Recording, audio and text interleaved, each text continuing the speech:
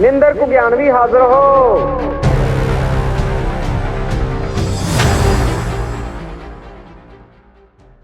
स्वागत है दोस्तों तुहाडा। अज गल करते हैं एक हरफन मौला फनकार की, गुरप्रीत घुग्गी, जिन्हों कौन नहीं जानता। फिल्मां, स्किटां, सीरीयल, नाटक, हर थां घुग्गी विराजमान होंदी है। गुरप्रीत घुग्गी मेरा बहुत पुराना दोस्त है। उदों तो जदों उस कोल बजाज चेतक स्कूटर हुंदा सी पीले जे रंग दा, ते जलंधर दीआं गलियां तो हुंदा होया वो दूरदर्शन ते आउंदा ते लगातार चाचे रौनकी राम नाल प्रोग्राम पेश करदा। गुरप्रीत घुग्गी दी निर्माणता, हलीमी, सादगी ते मुहब्बत भरिया मलापड़ा सुभाਅ हर एक दा मन मोहंदा है। उसनूं जदों भी सुणीदा या देखीदा फिल्मां दे विच तां वक्खरी तरह का एहसास होंदा है। वो एक हसाउण वाले कलाकार दे नाल नाल एक गंभीर वक्ता भी है, अच्छा बुलारा भी है। जदों बोलदा है तो लोगों को सोचण ला दिंदा है। पिछे जे पंजाब कला भवन उसने एक भाषण दिता जिस ते कुछ अंश मैं रिकॉर्ड किए अपने सैलफोन ते। वो अंश असीं तुहाडे नाल इस प्रोग्राम के जरिए साझे करन दी खुशी लै रहे हाँ। सब तो पहला सारिਆਂ ਨੂੰ संसार की एक बहुत वड्डी इतिहासक जित साडे किसानी अंदोलन की जित दियां बहुत बहुत मुबारक। क्योंकि मैं बचपन तो एक गल सुनता आया सी अपने बजुर्गों कोलों, कहते बत्तियां दंदां चों निकली गल कदे व्यर्थ ही नहीं जाती हुंदी। ते बत्ती जथेबंदियां चों निकली सी किवें व्यर्थ जांदी। क्या बात। सो मैनूं याद है जी, कुछ बड़े नाम नहीं लै सकदा मैं, बड़े बड़े वड्डे कैबिनेट रैंक के बंदियां दा 2-3 का मैनूं वाकिया याद, बड़ियां नाल डिस्कशनां रोज़ ही चलदियां सी। ਜਿਹੜੇ ਉੱਥੇ ਤਾਂ ਕਹਿੰਦੇ ਸੀ ਜ਼ਿੰਦਾਬਾਦ, ਪਰ ਬਾਅਦ ਚੋਂ ਗੱਲ ਕਹਿੰਦੇ ਭਾਜੀ ਲੱਗੇ ਆ ਪਰ ਇਹ ਕੰਮ ਹੋਣਾ ਨਹੀਂ, ਲਿਖਾ ਲਓ ਮੇਰੇ ਕੋਲ। ਬਿਲਕੁਲ ਭਾਜੀ ਇਹ ਹੋ ਨਹੀਂ ਸਕਦਾ। ਵੱਡੀਆਂ ਵੱਡੀਆਂ ਮੀਟਿੰਗਾਂ ਦੇ ਵਿੱਚ ਵੀ ਮੈਂ ਦੇਖਿਆ, ਕਈ ਵਾਰ ਸ਼ਾਦੀਆਂ 'ਚ ਮਿਲ ਜਾਣਾ, ਗਰੁੱਪ ਬਣ ਜਾਂਦੇ ਆ, ਸਾਈਡਾਂ 'ਤੇ ਖੜੇ ਹੋ ਜਾਈਦਾ, ਉਗੀ ਜੀ ਲਿਖਾ ਲਓ, ਇਹ ਗੱਲ ਹੋ ਨਹੀਂ ਸਕਦੀ। ਇੱਕ ਮੋਰਚੇ 'ਤੇ ਇੱਕ ਥਾਂ 'ਤੇ ਇੱਕ ਬੰਦਾ ਬੜੇ ਵੱਡੇ ਰੈਂਕ ਦਾ, ਅੱਜ ਸਮਝ ਲੀਡਰ ਹੈ, ਮੇਰੇ ਨਾਲ ਬੈਠਾ, ਪ੍ਰਸ਼ਾਦਾ ਵੀ ਛਕ ਰਿਹਾ, ਕਹਿ ਰਿਹਾ ਭਾਜੀ ਇੱਕ ਗੱਲ ਕੋਰੇ ਕਾਗਜ਼ 'ਤੇ ਲਿਖਾ ਲਓ, ਇਹ ਗੱਲ ਹੋਣੀ ਨਹੀਂ। मैं तो सारे कढ़िया क्यों कहते होनी नहीं। मैं किसी ने डिस्कशन की तो कहता जी तुसी कहते इन्होंने बंदियां नूं जानते नहीं, इन्होंने जो कह तुहानूं तो पिछे नहीं हटना। मैं कहा आही लॉजिक है कि कोई होर भी लॉजिक है? कहते नहीं यही लॉजिक है कि तुसी इन्होंने जानते नहीं, इन्होंने जो कहता इन्होंने पिछे नहीं हटना। मैं कहा फिर जे यही लॉजिक है तो फेल है। कहता क्यों? मैं कहा मैं उस बंदे नूं नहीं जानना, ये अंदोलन करने वाले जिहदे पैरोकार ने ना बाबे नानक दे, ये पिछे भी नहीं हटते। सो अज बहुत वड्डी जित साडे हिस्से आई है। उहदियां पहलों मुबारकां दे नाल गल शुरू करते हैं और अगलियां मुबारकां सरदार अजायब सिंह औजला साहब नूं, क्योंकि ये भी बहुत वड्डा किसान है जिहड़ा कागज़ की जमीन के उत्ते कलम नाल सियाड़ कढ़दा है। क्या बात। क्योंकि ये किताबां दे विच कहानियां कवितावां नहीं लिखियां जांदियां, फसलां उगदियां ने और इन्हां नूं जदों जिहड़ी नस्ल चाहे उदों कट सकदी है।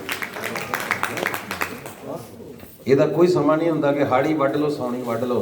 ਇਹ ਇੱਕ ਵਾਰੀ ਇਹ ਫਸਲ ਬੀਜੀ ਗਈ ਕਿਤਾਬਾਂ ਦੇ ਵਿੱਚ, 100 ਸਾਲ ਬਾਅਦ 200 ਸਾਲ ਬਾਅਦ ਜਦੋਂ ਕੋਈ ਨਸਲ ਚਾਹੇਗੀ ਆਪਣੇ ਹਿੱਸੇ ਦੀ ਫਸਲ ਵੱਢ ਲਏਗੀ, ਉਹ ਫੇਰ ਪੁੰਗਰ ਪਏਗੀ, ਫੇਰ ਕਿਤਾਬਾਂ ਦੇ ਵਿੱਚ ਉੱਦਾਂ ਹੀ ਜੀਵਿਤ ਰਹੇਗੀ, ਸੁਰਜੀਤ ਰਹੇਗੀ ਹਮੇਸ਼ਾ। ਕਿਤਾਬ ਦੀ ਏਡੀ ਤਾਕਤ ਹੈ, ਕਿਤਾਬ ਦੀ ਏਡੀ ਸ਼ਕਤੀ ਹੈ, ਸਾਹਿਤ ਦੀ ਏਡੀ ਸ਼ਕਤੀ ਹੈ।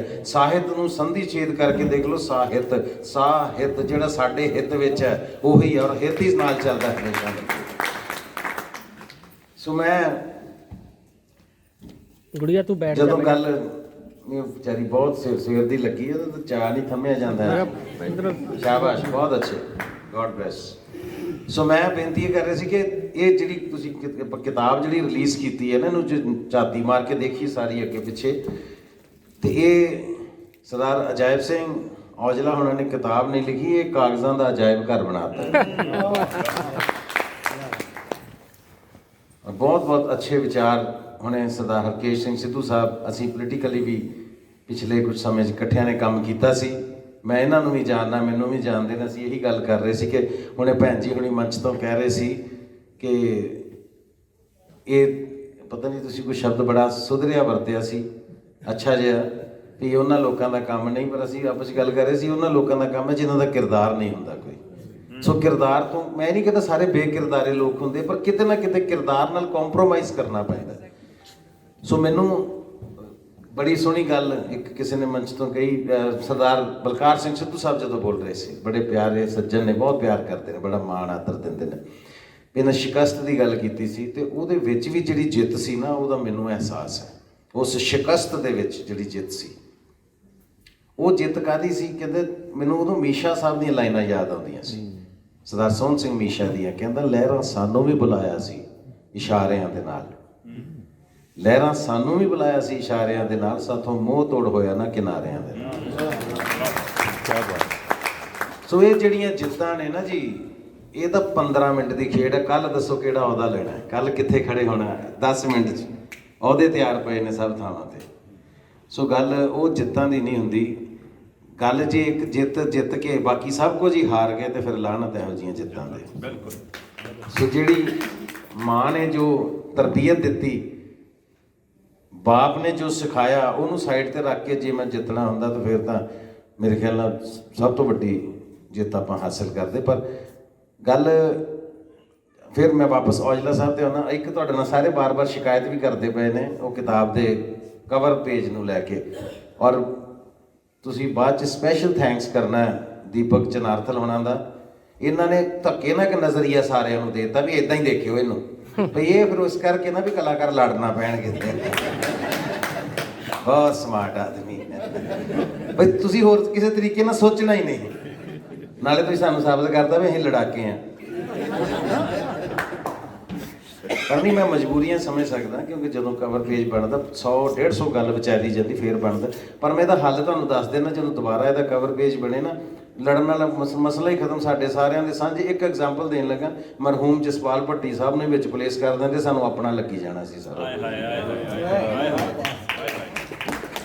ਸਲਾਹ ਹੈ ਸਰ, ਕਿਉਂਕਿ ਮਾਂ ਨੂੰ ਵੀ ਕਹੀਦਾ ਮੰਮੀ ਅਜੇ ਲੂਣ ਘੱਟ ਪਿਆ ਸਬਜ਼ੀ 'ਚ, ਕਿ ਨਹੀਂ ਕਹੀਦਾ ਜੀ। ਸੋ ਇਹ ਵਿਚਾਰ ਸਾਰਿਆਂ ਨੇ ਕੀਤਾ, ਮੇਰਾ ਵਿਚਾਰ ਹੈ, ਉਸ ਵਿਚਾਰ 'ਚੋਂ ਵਿਚਾਰ ਆਇਆ ਸੀ ਵੀ ਇੱਦਾਂ ਹੋ ਸਕਦਾ ਸੀ। ਤੇ ਬਾਕੀ ਕਿਉਂਕਿ ਸਾਹਿਤ ਜਿਹੜਾ, ਮੈਂ ਉਹਦੀ ਫਿਰ ਗੱਲ ਕਰਾਂਗਾ ਜੀ, ਕਿਉਂਕਿ ਮੇਰੀ ਜ਼ਿੰਦਗੀ ਦੇ ਵਿੱਚ ਮੇਰੇ ਕੰਮ ਨੇ ਮੈਨੂੰ ਪ੍ਰਸ਼ੰਸਾ ਦਵਾਈ ਥੋੜ੍ਹੀ ਬਹੁਤੀ, ਜਿਹੜੀ ਮੈਨੂੰ ਇੱਜ਼ਤ ਦਵਾਈ ਉਹ ਸਾਹਿਤ ਨੇ ਦਵਾਈ ਹੈ ਜੀ। ਕਿਉਂਕਿ ਸਾਹਿਤ ਨੂੰ ਮੈਂ ਲਿਖਿਆ ਨਹੀਂ ਕਦੇ, ਨਾ ਮੈਂ ਸਾਹਿਤ ਨੂੰ ਕਦੇ ਮੇਰੀ ਇੰਨੀ ਵਜ੍ਹਾ ਕਿ ਮੈਂ ਲਿਖਾਂ, ਪਰ ਸਾਹਿਤ ਪੜ੍ਹ ਕੇ ਜੇ ਬੰਦਾ ਏਡਾ ਵੱਡਾ ਹੋ ਸਕਦਾ, ਤੁਸੀਂ ਤਾਂ ਲਿਖਣ ਵਾਲੇ ਹੋ, ਤੁਸੀਂ ਕਿੰਨੇ ਵੱਡੇ ਹੋਵੋਗੇ। ਅੱਜ ਮੈਂ ਸੱਚੀ, ਜਿੱਦਾਂ ਹਰਕੇਸ਼ ਸਿੰਘ ਸਿੱਧੂ ਸਾਹਿਬ ਨੇ ਕਿਹਾ, ਮੈਂ ਦੂਜੀ ਵਾਰੀ ਮੈਨੂੰ ਲੱਗਾ ਕਿ ਮੈਂ ਆਪਣੇ ਆਪ ਨੂੰ ਛੋਟਾ ਸਮਝ ਰਿਹਾ। ਇਹ ਤਾਂ ਖੈਰ ਬਹੁਤ ਵੱਡੀ ਸ਼ਖਸੀਅਤ ਨੇ, ਪਰ ਮੈਂ ਦੱਸਦਾ ਕਿ ਮੈਨੂੰ ਜਦੋਂ ਇੱਦਾਂ ਤੁਹਾਡੇ ਵਰਗੇ ਲੋਕਾਂ 'ਚ ਬੋਲਣਾ ਪੈਂਦਾ ਨਾ, ਉਦੋਂ ਮੈਨੂੰ ਬੜਾ ਔਖਾ ਲੱਗਦਾ, ਕਿਉਂਕਿ 10,000 ਉਲਝੇ ਹੋਏ ਲੋਕਾਂ 'ਚ ਮੈਂ ਬੋਲ ਲੈਣਾ, 10 ਸੁਲਝੇ ਬੰਦਿਆਂ 'ਚ ਬੋਲਣਾ ਬੜਾ ਔਖਾ ਹੁੰਦਾ। ਕਿਆ ਬਾਤ। ਭੈਣ ਜੀ ਸਰਬਜੀਤ ਸੋਲ ਜੀ, ਸਾਡਾ ਪਰਿਵਾਰਕ ਸੰਬੰਧ ਵੀ ਹੈ ਇਸ ਪਰਿਵਾਰ ਦੇ ਨਾਲ।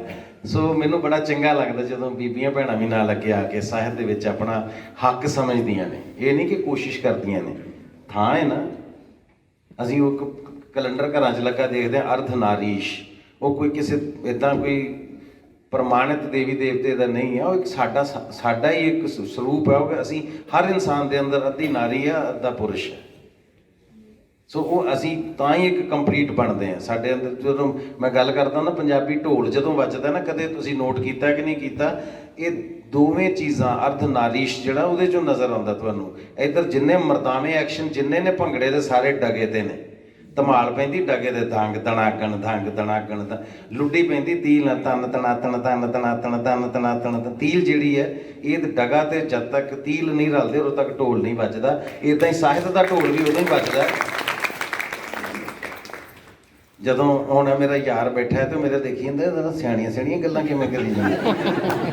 ਇਹ ਵੀ ਬਹੁਤ ਖੁਰਾਫਾਤੀ ਬੰਦਾ, ਮੇਰੇ ਸਕੂਟਰ ਦਾ ਨੰਬਰ ਵੀ ਯਾਦ ਕਰੀ ਫਿਰਦਾ ਅਜੇ ਤੱਕ। ਪਰ ਯਾਰ ਮੈਂ ਸੱਚੀ ਇਹਨਾਂ ਗੱਲਾਂ ਦਾ ਬਹੁਤ ਮੁਰੀਦ ਹਾਂ ਕਿ ਜਿਹੜਾ ਅਰਪਣ, ਜੋ ਸਮਰਪਣ ਸਾਹਿਤਕਾਰ ਦੇ ਅੰਦਰ ਹੁੰਦਾ, ਉਹ ਕਿਸੇ ਦੇ ਅੰਦਰ ਨਹੀਂ ਹੁੰਦਾ। ਸਾਹਿਤਕਾਰ ਪਤਾ ਨਹੀਂ ਕੀ ਕੁਝ ਕੁਰਬਾਨ ਕਰ ਦਿੰਦਾ, ਉਹ ਅਨਨੋਟਿਸਡ ਰਹਿ ਜਾਂਦੀਆਂ ਉਹ ਚੀਜ਼ਾਂ ਜੋ ਉਹਨੇ ਕੁਰਬਾਨ ਕੀਤੀਆਂ ਹੁੰਦੀਆਂ। ਪਤਾ ਨਹੀਂ ਉਹਨੂੰ ਜ਼ਿੰਦਗੀ 'ਚ ਕੀ ਬਣਨ ਦਾ ਮੌਕਾ ਵੀ ਮਿਲਿਆ ਹੁੰਦਾ, ਕੀ ਕਰਨ ਦਾ ਮੌਕਾ ਵੀ ਮਿਲਿਆ ਹੁੰਦਾ, ਪਰ ਉਹ ਛੱਡ ਜਾਂਦਾ ਸਭ ਕੁਝ। ਮੈਨੂੰ ਇੱਕ ਪਤਾ ਨਹੀਂ ਕਿੰਨੇ ਗੱਲ ਸੁਣਾਈ, ਮੈਨੂੰ ਅੱਜ ਵੀ ਯਾਦ ਆਈ ਗੱਲ। ਇੱਥੇ ਚੰਡੀਗੜ੍ਹ 'ਚ ਕਿਤੇ ਕੋਈ ਸੈਮੀਨਾਰ ਸੀ, ਕਹਿੰਦੇ ਗਾਸੋ ਸਾਹਿਬ ਨੇ ਵਾਪਸ ਜਾਣਾ ਸੀ ਨਿੰਦਰ ਜੀ ਬਰਨਾਲੇ ਨੂੰ। ਤੇ ਇੱਥੇ ਸੈਮੀਨਾਰ ਜਾਂ ਮੁੱਕ ਗਿਆ ਤੇ ਪੈਸੇ ਵੀ ਮੁੱਕੇ ਹੋਏ ਸੀ ਜੇਬ 'ਚੋਂ। ਤੇ ਕਹਿੰਦੇ ਦਲੀਪ ਕੌਰ ਟਿਵਾਣਾ ਉਹਨਾਂ ਨੂੰ ਕਹਿੰਦੇ ਵੀ ਤੇਰੇ ਕੋਲ ਦਲੀਪ ਪੈਸੇ ਕਿੰਨੇ ਆ? ਕਹਿੰਦੀ ਕਿਉਂ? ਕਹਿੰਦਾ ਮੈਂ ਪਿੰਡ ਜਾਣਾ, ਮੇਰੇ ਕੋਲ ਪੈਸੇ ਹੈ ਨਹੀਂ। ਕਹਿੰਦੀ ਮੇਰੇ ਕੋਲ ਤਾਂ ਅੱਗੇ 20 ਰੁਪਏ, ਮੈਂ ਨਹੀਂ ਜਾਣਾ ਕਿਤੇ। ਕਹਿੰਦੇ ਮੈਂ ਝੋਲਾ ਜਿਹਾ ਚੁੱਕ ਕੇ ਤੁਰ ਪਿਆ, ਫੇਰ ਪਿੱਛੋਂ ਕਹਿੰਦੇ ਗਾਸੋ, ਕਹਿੰਦੇ ਹਾਂ। ਕਹਿੰਦੇ ਹੁਣ ਜਾਵੇਂਗਾ ਕਿੱਦਾਂ? ਚੱਲਾ ਪਿੱਛੋਂ। ਕਹਿੰਦੇ 5 ਤੂੰ ਲੈ ਜਾ। ਕਹਿੰਦੇ 5 ਦੇ ਤੇ ਗਾਸੋ ਸਾਹਿਬ ਤੁਰ ਪਏ। ਫਿਰ ਕਹਿੰਦੇ ਵੀ ਤੇਰੇ ਕੋਲ 5 ਥੁੱਟ ਜਾਣੇ, ਗਾਸੋ ਇੱਧਰ ਆ। ਕਹਿੰਦੇ ਹਾਂ। ਕਹਿੰਦੇ 5 ਹੋਰ ਲੈ ਜਾ।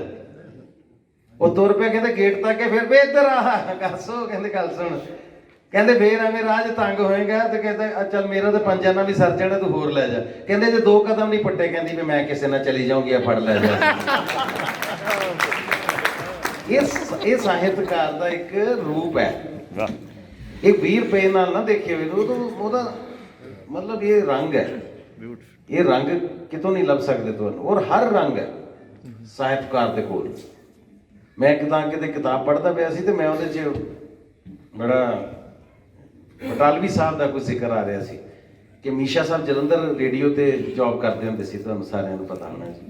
ਜਲੰਧਰ ਰੇਡੀਓ ਤੇ AIR all India radio Jalandhar producer ਹੁੰਦੇ ਸੀ। ਤੇ ਉਦੋਂ ਮੈਨੂਅਲ ਸਪੂਲ ਚੱਲਦੇ ਹੁੰਦੇ ਸੀ, ਡਿਜੀਟਲ ਨਹੀਂ ਸੀ ਸਾਰਾ ਕੁਝ। ਤੇ ਉਹ ਕੋਈ ਸ਼ੋਅ ਆਪਣਾ ਬ੍ਰੌਡਕਾਸਟ ਜਿਹੜਾ ਹੋਣਾ ਸੀ, ਪ੍ਰੋਗਰਾਮ ਐਡਿਟ ਕਰ ਰਹੇ ਸੀ। ਤੇ ਸ਼ਿਵ ਕੁਮਾਰ ਬਟਾਲਵੀ ਸਾਹਿਬ ਆਏ ਰੇਡੀਓ ਸਟੇਸ਼ਨ ਦੇ ਬਾਹਰ। ਸਾਈਕਲ ਸਟੈਂਡ ਹੁੰਦਾ ਸੀ, ਤੁਹਾਨੂੰ ਸਾਰਿਆਂ ਨੂੰ ਜਿਹੜੇ ਉੱਥੇ ਜਾਂਦੇ ਰਹੇ ਉਹਨਾਂ ਨੂੰ ਯਾਦ ਹੋਣਾ। ਉੱਥੇ ਬਾਹਰ ਸਾਈਕਲ ਸਟੈਂਡ ਸੀ ਤੇ ਉੱਥੋਂ ਐਂਟਰੀ ਕਰਕੇ ਅੱਗੇ ਜਾਈਦਾ ਸੀ। ਪਹਿਲਾਂ ਐਂਟਰੀ ਹੁੰਦੀ ਸੀ, ਫਿਰ ਡਿਊਟੀ ਅਫਸਰ ਕੋਲ ਜਾਣਾ, ਫਿਰ ਡਿਊਟੀ ਅਫਸਰ ਨੇ ਅੰਦਰ ਪ੍ਰੋਡਿਊਸਰ ਨਾਲ ਮਿਲਾਉਣਾ ਜਾਂ ਨਹੀਂ ਮਿਲਾਉਣਾ ਜੀ, ਉੱਤੇ ਡਿਪੈਂਡ ਕਰਦਾ ਹੁੰਦਾ ਸੀ। ਤੇ ਕਹਿੰਦੇ ਸ਼ਿਵ ਕੁਮਾਰ ਬਟਾਲਵੀ ਸਾਹਿਬ ਗਏ, ਕਿਉਂਕਿ ਮੀਸ਼ਾ ਸਾਹਿਬ ਖੁੱਲੀ ਕਵਿਤਾ ਲਿਖਣ ਵਾਲੇ, ਇਹ ਬੰਦਿਸ਼ 'ਚ ਲਿਖਣ ਵਾਲੇ ਸੀ। ਬਟਾਲਵੀ ਸਾਹਿਬ ਕਹਿੰਦੇ ਭੱਜੇ ਹੀ ਗਏ ਅੰਦਰ ਨੂੰ। ਅੰਦਰ ਜਾ ਕੇ ਮੀਸ਼ਾ ਸਾਹਿਬ ਕੋਈ ਜ਼ਰੂਰੀ ਸ਼ੋਅ ਜਿਹੜਾ ਸੀ, ਕੋਈ ਪ੍ਰੋਗਰਾਮ ਐਡਿਟ ਕਰ ਰਹੇ ਸੀ, ਬਾਂਹ ਫੜੀ। ਉਹ ਕਹਿੰਦੇ ਮੈਂ ਸ਼ਿਵ ਯਾਰ ਮੈਂ ਕਰ ਰਿਹਾ ਮੇਰਾ ਪ੍ਰੋਗਰਾਮ ਬ੍ਰੌਡਕਾਸਟ। ਉਹ ਕਹਿੰਦਾ ਗੋਲੀ ਮਾਰ, ਤੈਨੂੰ ਇੱਕ ਚੀਜ਼ ਦਿਖਾਣੀ। ਕਿਤੇ ਬਾਂਹ ਫੜੀ, ਖਿੱਚ ਕੇ ਬਟਾਲਵੀ ਸਾਹਿਬ ਬਾਹਰ ਲਾਏ, ਬਾਹਰ ਸਾਈਕਲ ਸਟੈਂਡ ਤੇ ਲਾਏ। ਉੱਥੇ ਇੱਕ ਬਿਨਾਂ ਮੱਡ ਗਾਰਡ ਤੋਂ, ਬਿਨਾਂ ਚੇਨ ਕਵਰ ਤੋਂ ਸਾਈਕਲ ਖੜਾ ਸੀ। ਕਹਿੰਦੇ ਹਾਂ। ਕਹਿੰਦਾ ਆਹ ਦੇਖੋ ਤੇਰੀ ਕਵਿਤਾ ਵਰਗਾ ਸਾਈਕਲ ਖੜਾ। ਕੀ ਬਾਤ ਹੈ।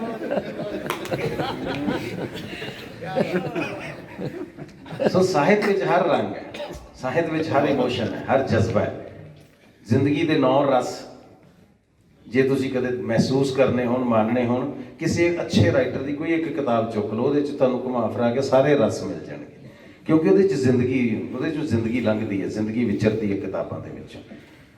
ਇਹਦੀ ਵੱਡੀ ਮਿਸਾਲ ਕੀ ਦੇਣੀ ਹੈ? ਸਾਡੇ ਕੋਲ ਸਾਹਿਬ ਸੱਚੇ ਪਾਤਸ਼ਾਹ ਗੁਰੂ ਗ੍ਰੰਥ ਸਾਹਿਬ ਹੀ ਨਾ ਹੁੰਦੇ ਤਾਂ ਪਤਾ ਨਹੀਂ ਕਿੰਨਾ ਵੱਡਾ, ਐਡਾ ਵੱਡਾ ਲੋਕਾਂ ਦਾ ਲਿਖਿਆ ਥਾਟ ਸਾਡੇ ਤੱਕ ਕਦੇ ਵੀ ਕੰਪਾਈਲ ਹੋ ਕੇ ਨਾ ਪਹੁੰਚਦਾ। ਸੋ ਕਲਮ ਦੀ ਤਾਕਤ ਤੋਂ ਵੱਡੀ ਕੋਈ ਤਾਕਤ ਨਹੀਂ।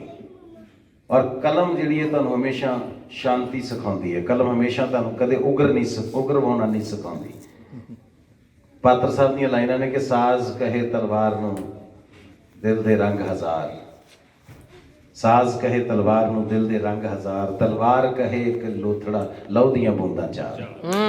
ਨਜ਼ਰੀਆ ਨਾ ਕੌਣ ਕਿਹੜੀ ਚੀਜ਼ ਨੂੰ ਅਸੀਂ ਕਿੱਦਾਂ ਦੇਖਦੇ ਹਾਂ। ਸੋ ਸਾਹਿਤ, ਮੈਂ ਆਪਣੀ ਗੱਲ ਕਰਦਾ ਕਿ ਮੈਨੂੰ ਸਾਹਿਤ ਨੇ ਬਹੁਤ ਕੁਝ ਦਿੱਤਾ। ਮੈਂ ਕੱਲਾ ਕਲਾਕਾਰ ਹੁੰਦਾ ਸ਼ਾਇਦ ਉਹਨਾਂ ਚੀਜ਼ਾਂ ਤੱਕ ਪਹੁੰਚ ਹੀ ਨਾ ਪਾਉਂਦਾ ਜਿਨ੍ਹਾਂ ਨੂੰ ਅੱਜ ਮੈਂ ਮਾਣਦਾ, ਜਿਨ੍ਹਾਂ ਨੂੰ ਅੱਜ ਮੈਂ ਇੰਜੋਏ ਕਰਦਾ।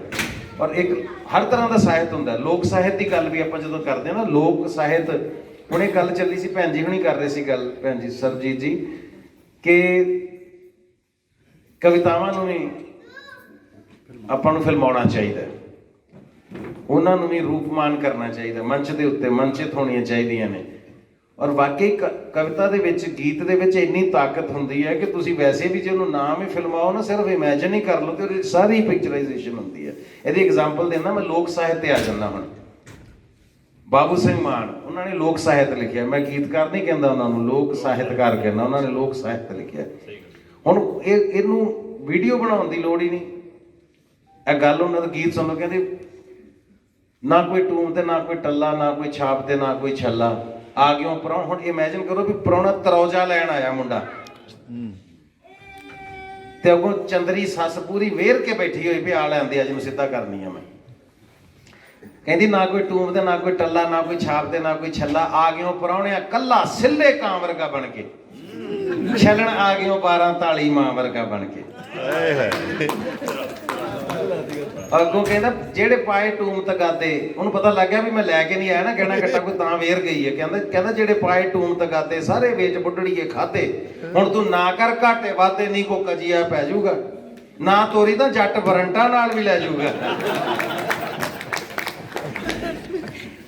ਕਹਿੰਦੀ ਵੇ ਹੱਥ ਮਾਰ ਅਕਲ ਨੂੰ ਕਾਕਾ, ਕਾਹਨੂੰ ਬਣਿਆ ਫਿਰੇ ਲੜਾਕਾ, ਤੈਨੂੰ ਸਿਖਰ ਦੁਪਹਿਰੇ ਡਾਕਾ ਕਿਹੜਾ ਮਾਰਨ ਦੇ ਦੂਗਾ, ਮਾਰ ਮਾਰ ਕੇ ਹੂਰੇ ਵੇ ਕੋਈ ਨਾਸਾਂ ਫੇ ਦੂਗਾ।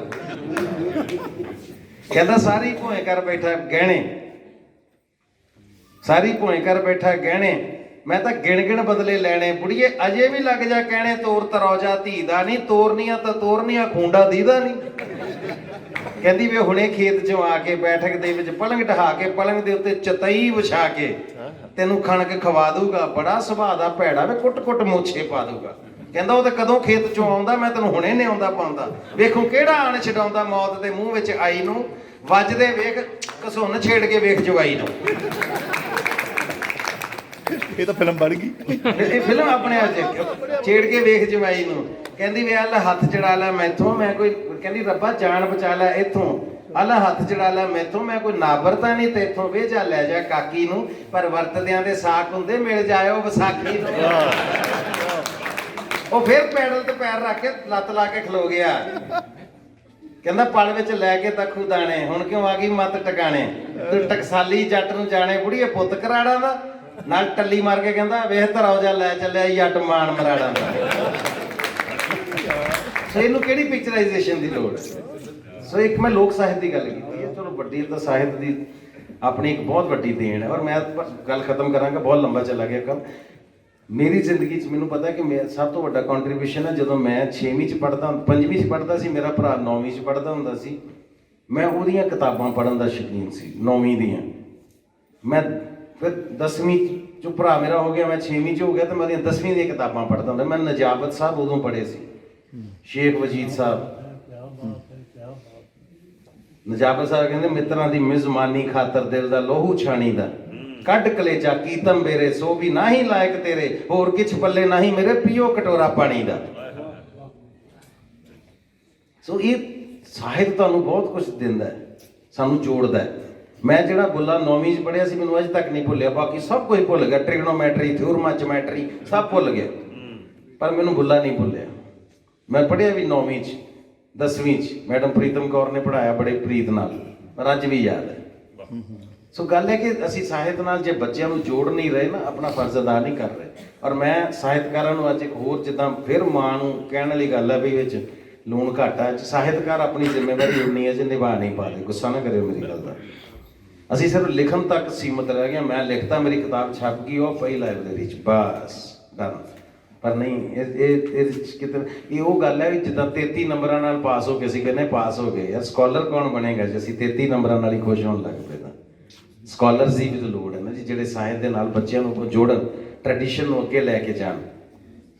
ਸੋ ਇੱਥੇ ਮੈਂ ਉਹੀ ਫਿਰ ਜ਼ਿਕਰ ਕਰਾਂਗਾ ਜੀ ਕਿ ਜ਼ਬਾਨ ਦੀ ਜਦੋਂ ਗੱਲ ਹੈ ਨਾ, ਜ਼ਬਾਨ ਜਿੰਨੀ ਤਾਂ ਤੁਹਾਡੇ ਤੱਕ ਹੀ ਰਹਿ ਜਾਣੀ ਜੇ, ਸਾਡੇ ਕੋਲੋਂ ਥੋੜੀ ਜਿਹੀ ਅੱਗੇ ਨਿਆਣਿਆਂ ਨੂੰ ਦਿੱਤੀ ਜਾਣੀ ਹੈ, ਸਾਡੇ ਨਿਆਣਿਆਂ ਕੋਲੋਂ ਅੱਗੋਂ ਬਿਲਕੁਲ ਨਹੀਂ ਦਿੱਤੀ ਜਾਣੀ।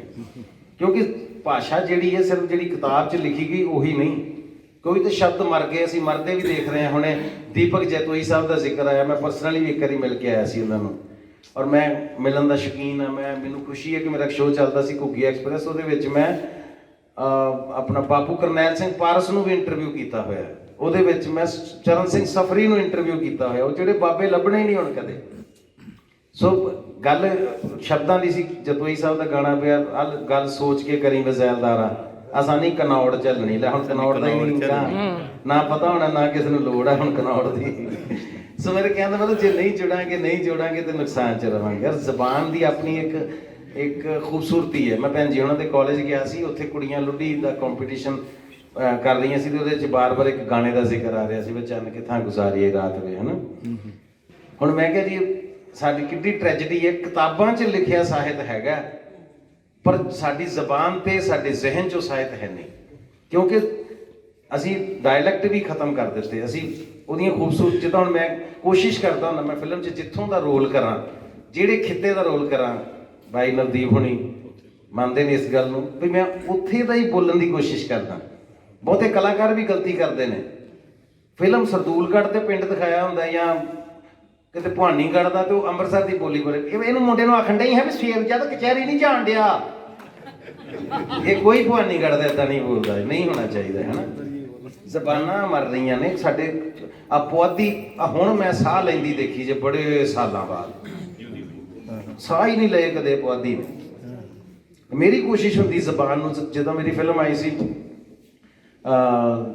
ਮੰਜੇ ਬਿਸਤਰੇ 'ਚ ਮੈਂ ਇੱਧਰ ਦਾ ਬਣਿਆ ਸੀ ਪੁਆਧੀ, ਉਹਦੇ 'ਚ ਉਹਨੂੰ ਭਾਸ਼ਾ ਕਿੰਨੀ ਸਵਾਦੀ ਭਾਸ਼ਾ, ਜਿਵੇਂ ਕਹਿੰਦਾ ਖਾ ਲੈਣਾ ਗੋਭੀ ਕਾ ਪਕੌੜੇ ਵਿਆਹ ਮਜ਼ਾ ਆ ਗਿਆ, ਹਮ ਬੱਕਰੇ ਕਾ ਮੀਟ ਕਿਸੇ ਹੋਰ ਕਿਆ ਭਾਗਾਂ में ਲਿਖ ਦੇਂਗੇ। ਜਦੋਂ ਮਾਲਵੇ ਦਾ ਕਰੈਕਟਰ ਕਰੋ, ਜੇ ਕਲਾਵਾ ਫਿਲਮ ਹੈ ਤਾਂ ਉਹਦੇ ਵਿੱਚ ਜਦੋਂ ਗੱਲ ਕਰ ਰਹੇ ਕਹਿੰਦਾ ਉਹ ਨਾ ਭਾਈ ਮੈਂ ਤਾਂ ਜਾਣਾ ਯਾਰ, ਮੈਂ ਨਹੀਂ ਰਹਿੰਦਾ ਯਾਰ, ਤੁਹਾਨੂੰ ਤਾਂ ਹੀ ਨਹੀਂ ਪਤਾ ਜਵਾਈ ਭਾਈ ਦੀ ਇੱਜ਼ਤ ਕਿਵੇਂ ਕਰੀਦੀ ਹੈ ਯਾਰ, ਮੈਂ ਨਹੀਂ ਰਹਿੰਦਾ ਯਾਰ। ਉਹ ਛੋਟੇ ਉਹਨਾਂ ਦਾ ਫਾਇਦਾ ਕੋਈ ਨਹੀਂ ਯਾਰ, ਤੁਹਾਨੂੰ ਕਿਆ ਪਤਾ ਯਾਰ, ਗੱਲਾਂ ਮਾਰਦਾ ਹੈ। ਹੁਣ ਇਹ ਉੱਥੋਂ ਦਾ ਫਿਰ ਲੱਗਣਾ ਚਾਹੀਦਾ ਕਿ ਮਲਵਈ ਹੈ। ਹੁਣ ਆਹ ਫਿਲਮ ਸਾਡੀ ਪਾਣੀ 'ਚ ਮਧਾਣੀ ਲੱਗੀ ਸੀ, ਉਹਦੇ 'ਚ ਮੈਂ ਦੁਆਬੀਆ ਪ੍ਰਮੋਟਰ ਬਣਿਆ, ਜੇ ਸ਼ੁਰੂ 'ਚ ਦੁਆਬੀਆ ਇੰਗਲੈਂਡ ਗਏ ਸੀ ਪਹਿਲਾਂ। ਉਹਦੇ 'ਚ ਉਹ ਕਹਿੰਦਾ ਵੀ ਜੇ ਗਾਹਾਂ ਨੂੰ ਸ਼ੋਅ ਕਰਨੇ ਆ ਨਾ, ਤੁਹਾਨੂੰ ਹੈ ਨਾ ਸ਼ੋਆਂ ਦੇ ਵਿੱਚ ਪਹਿਲਾਂ ਛਾਉਣਾ ਪੈਣਾ ਵਾ, ਜੇ ਤੁਸੀਂ ਵਧੀਆ ਕਰਨਾ ਵਾ ਤਾਂ ਤੁਹਾਨੂੰ ਗਾਹਾਂ ਨੂੰ ਸ਼ੋਅ ਮਿਲਣੇ ਪੈਣਾ, ਕਹਿੰਦੇ ਬਣਾਉਣਾ ਤੁਹਾਨੂੰ ਇੱਥੇ। ਵਾਹ। ਜਦੋਂ ਜੇ ਅੱਜ ਦੇ ਰਾਂਝੇ ਫਿਲਮ ਕਰਦੇ ਆ ਤਾਂ ਉਹਦੇ ਵਿੱਚ ਜੋ ਥਾਣੇਦਾਰ ਆ ਜਿਹੜਾ, ਉਹਨੂੰ ਜਦੋਂ ਦੀਪ ਢਿੱਲੋਂ ਸਾਹਿਬ ਕਹਿੰਦੇ ਆ, ਕਹਿੰਦਾ ਪਾਓ ਅਸੀਂ ਪੱਟੀ ਦੇ ਹੁੰਦੇ ਆ, ਬੰਦੇ ਬੜੇ ਮਾੜੇ ਸੁਣੀਦੇ ਆ। ਆਹਦਾ ਹੈ ਤੇ ਅਸੀਂ ਵੀ ਤਰਨ ਦੇ ਆ, ਤੇ ਗਾਂ ਫਿਰ ਬੰਦੇ ਤਾਂ ਕਹਿੰਦੇ ਇਹ ਵੀ ਕੋਈ ਅਵੈੜੇ ਹੀ ਸੁਣੀਦੇ, ਇਹ ਵੀ ਕੋਈ ਸਾਦੇ ਜਿਹੇ ਨਹੀਂ ਸੁਣੀਦੇ ਬੰਦੇ। ਹੁਣ ਜਦੋਂ ਗੱਲ ਤੁਸੀਂ ਕਰੋ ਗੁਰਦਾਸਪੁਰ ਦੀ ਲੱਗਣਾ ਚਾਹੀਦਾ, ਬੰਦਾ ਗੁਰਦਾਸਪੁਰ ਹੀ ਬੋਲਣਾ।